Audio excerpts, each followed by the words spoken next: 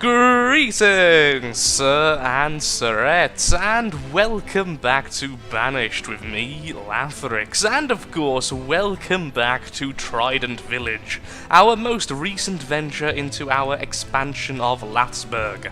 In today's episode, we are going to be continuing where we left off in the previous episode, all those many days ago, almost a week in fact, since I last recorded, and we're going to attempt to finally make this area complete, as I have one final plan before this series comes to a close. I want to create a huge logging or farming island in what's left of the actual lake itself. I was going to put it over here, but I think over here will kind of connect all the outskirting miniature, areas together, making them all a little bit more efficient. But first, I would like to discuss what happened off camera in the meantime between episodes. It turns out tornadoes are still a thing even in the mod. We all expected this, we all knew this, but for some reason I had been spared that wrath for quite some time.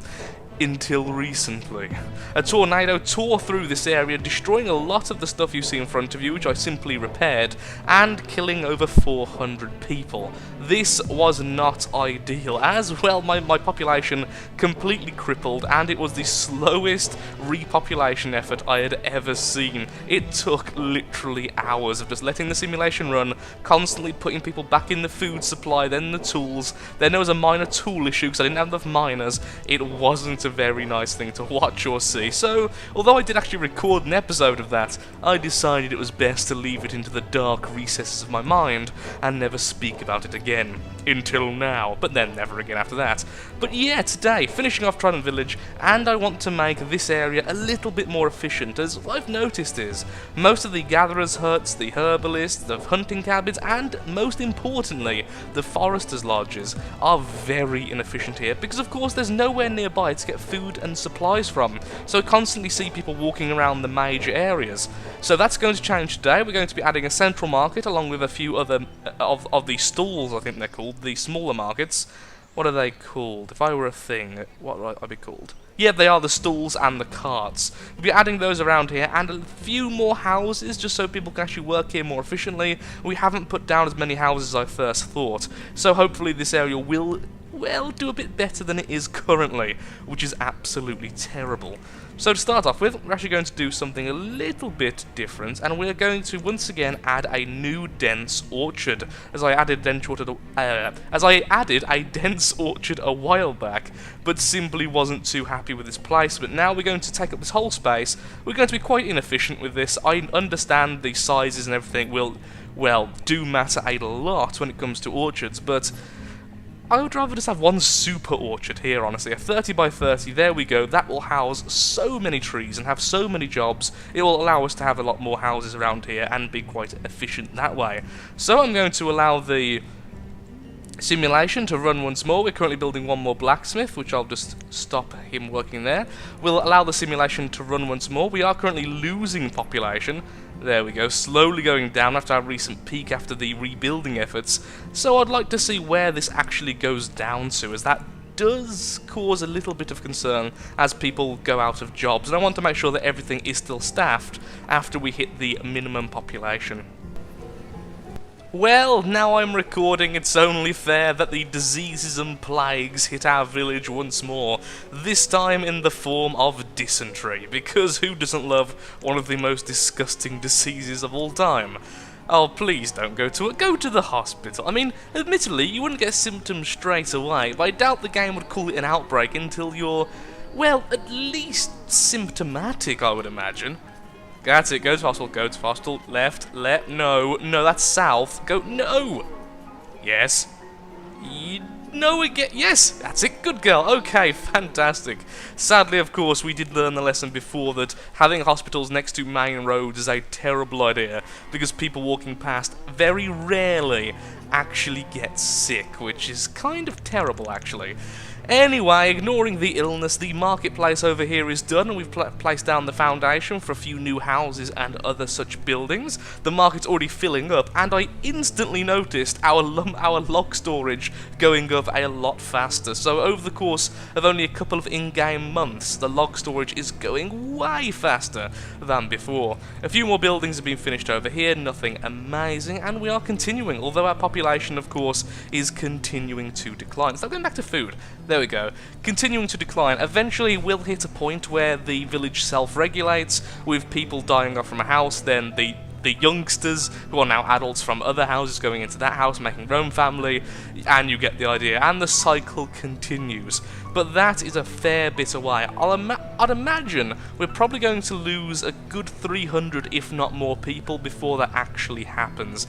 The actual plateau stage is always so much lower than the maximum population, it's kind of ridiculous. Even the cows become infected. It really does seem like there's a curse. As soon as anyone starts recording this game, everything gets a lot worse, a lot faster. Okay, so with the standard pasture, I do want to just quickly show one thing, as a few people did ask previously, and I'm not very good at explaining myself in the textual medium. So you see in front of you, this little pasture is infected, and apparently accompanied by really happy sounding music, so rather than absolutely destroy the pasture or do anything over the top, what you do is you order it to have the pasture removed. You then wait for about 5 or 6 seconds, faster of course if you're in times 10. Eventually it'll simply go away and you reclaim and start working once more. Nothing is lost. There we go. Although occasionally, if there is a spare pasture somewhere, like over here, the cows will migrate to that pasture which is currently healthy, so that's absolutely fine. This pasture is now full, whereas that pasture has just lost some of its cows, which are now going to go on a long walk all the way over. Let's watch it in a slower motion so it's not at like 10 FPS because of the massive population currently. That is so... I love how animals move in this game. They just don't care about the terrain in the slightest. Going through the ocean or huge lake, that's absolutely fine. I mean, it's preferable than walking on the bridge, which you're going to warp over anyway. How do we have someone who's homeless? Get a job. Ooh, you're really unhealthy. Perhaps you were one of the ones that got infected. About 3 or 4 people got infected in the end. Or it could just be the fact we've got so little medicine, honestly. We're even low on luxuries. Oh, that's because I'm starting to try the luxuries. Yeah, I need to start doing a lot more of the little things like the luxuries and the herbs, things which I kind of neglected when I was regrowing the little village of ours. Is that cow underneath the boat? The great migration of the cattle. Seen only once every few hundred years, this magnificent event is brought on by times of hardship and infestation. Moo. I almost want to watch them. Okay, let's fast forward. Incoming Loth Rhymes. I just need to see them get there now. I've watched them the entire way for no reason whatsoever. We may as well see the cows. Those brave cows making it all the way over here to eat the luscious grass of Trident Village. Over the course of the rebuild, it really did occur to me the value in trading. Things like wine, mead, pearls, and occasionally even gold can really help out. Because although the trade value isn't really that perfect, and sometimes the stuff you trade seems more worthwhile and has so much more effort involved in creating, it's the size and the amount of labour force needed to create it that you really need to take into consideration. Mead, wine, and pearls have just bought this entire load of food, and that's around about, I think, yeah, 90%, so that's many thousands worth of food, which is absolutely wonderful. And of course this is all being done automatically. Each of them have their own automatic purchases, and things like logs and tools, hence why we have over 1,000 currently, are constantly now flowing into the village, along with extra food to make sure if any big catastrophe happens again, like the tornado, we'll be covered a little bit better and I won't have to take such drastic such drastic measures as I did last time. Once in a while, a very sad thing occurs. A person gets stuck on an island for absolutely no reason and slowly starves to death, not realizing there is a very good possibility they could make it over the tiny stream.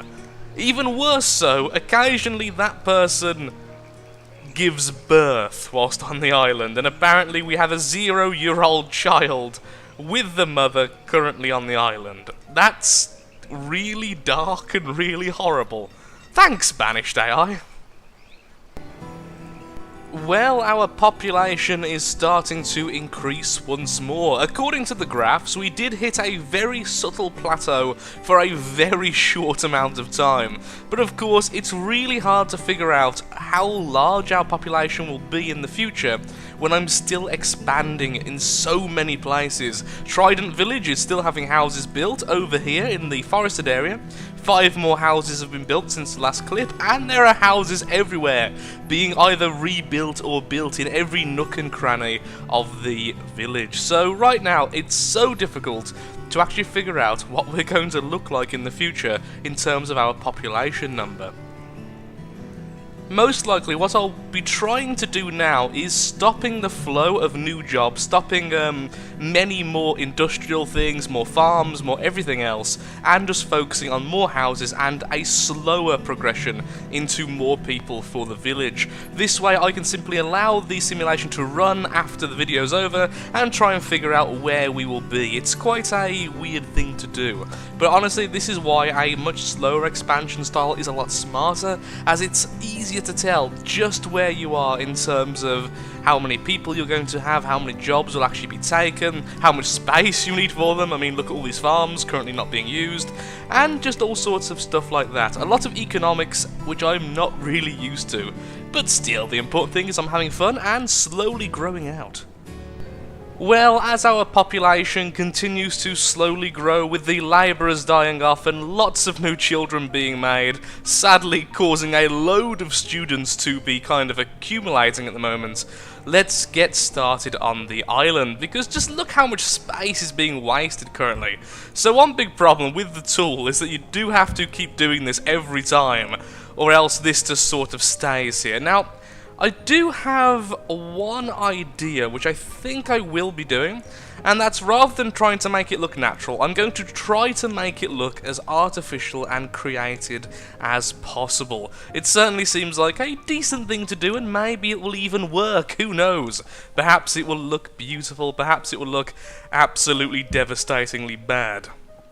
The only way to find out, of course, is to simply try.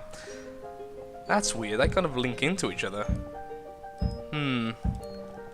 Not so sure about that. I do kind of loathe using these sometimes. They are a little bit on the, not on the glitchy side, but on the non-intuitive side. Okay, there we go. Excellent. Of course, I don't really want to unpause the game to actually let them load. That's the problem. So let's slow it down to minimum, and let's carry on. I thought I just said someone's died of starvation with 93,000 food currently available. That would be a little bit weird. Saying that, we did just lose the 2 people over on the island, which is like one of the most morbid and sad things that can happen, but there we are. Is this working? There we go, that was weird. Took longer than expected. Okay, maybe just longer than expected is a thing today. So how are we going to do the corners? We could just do the regular sharp turn, which I think might be the best option, not too sure. Honestly, let's go with the outer piece for a second. Could do outer then inner, of course. Like we did before, that probably will look a little bit better, perhaps. Let's wait until it loads back in. There we go. Yeah, I was thinking of it like that and then go back to being all the way on the outside, but actually that would be quite difficult as well, so no, we won't do that. Let's hope that this can actually be deleted. It can. Excellent. So I think for this, just the perfect square probably would be best just to go with the a little bit boring, but the sharp option there. Doesn't really matter too much if we do cut in a little bit more so than the other side, because it'll all be hidden anyway. We're kind of hiding the entire cliffside, so it'll be impossible to tell in the future. Only we will know, and of course, no one cares about us. We are the outcasts, we are the banished, as it were. Just carry on like that. Yes, you get the idea. Make it into a square, so it's essentially, it looks like it's a floating platform, and then have all sorts of wildlife and stuff on there. Have the gatherers and the hunters and all sorts of stuff like that here, perhaps with a marketplace in the middle. But making this a little bit bigger, perhaps going out further, I'm not too sure. We could have one here, then, and oh, we could have two. That's actually not a terrible idea. Why not have two? One here, either with the same purpose or with a differing purpose. One could be a farm island, for instance, just throwing out ideas here to myself, and one could be the forest island. I'm not really too sure. But anyway, I'll be back in a second once I've completed this and started plans for actually making them a little bit more functional. Ooh, that needs to go in one. That's a bit too far out. I don't know how, and honestly I don't know why, but apparently one of the villagers at some point threw a stack of stone onto this island. But nonetheless, we now have 3 islands, even if I can't continue to completely build the wall around the third. One idea I have had now is to have the middle island here for homing, for houses, for markets, for all of that good stuff, and perhaps a bit of processing, and then having these 2 outer islands as either food reserves or forester and food reserves, having herbalists, the foresters to actually populate it with trees, gatherers and hunters, all collecting for the main island here, being quite efficient, and honestly, I think that would look quite cool, because it means there'd be a lot of activity in between the islands, and we can connect only the centre to the outside world quite easily, without having to worry about all the rest having connections. And they would even connect to quite good places, being the original village area and the blacksmithing area, which currently has no one working there. Hurrah for the gradual decline of our people. For the first time in a while, I will be accepting nomads into Lathsburg. It turns out the plateau was a little bit lower than expected, and our health has plummeted due to a lack of diversity in our food supply. So, welcome nomads! I hope you all find homes soon. Thankfully, we do have 3 town lodgings, which will soon take up most of them, but ultimately, they should find jobs within the new houses being built, new homes rather, within the houses being built. Although these 100 will be uneducated, their progeny will definitely not be. Welcome to the glorious, underpopulated land of Lathsburg. So let's go about and let's start getting all of our people, well, all of our food supply buildings back up and running, shall we? Just to add a bit of diversity to our food. Although we was not running out of food, our food went huge in autumn. It just was grinding our health down further and further and further, up until the point I was starting to worry about the efficiency of our workers. I can see so many mistakes I've done over the course of this playthrough, being, well, kind of light-hearted about how I built things, honestly just building things in specialised areas for fun and nothing more. I think in future series, if I do make another series on Banished after this one, which again is getting very close to an end, I think I'll be a bit more tactically diligent. I'll make sure I'm doing things correctly, actually look up guides, do all that sort of stuff, so we have a thriving, huge population, as opposed to my little pet city of Lathsburg. But the important thing, once again, is that I had fun.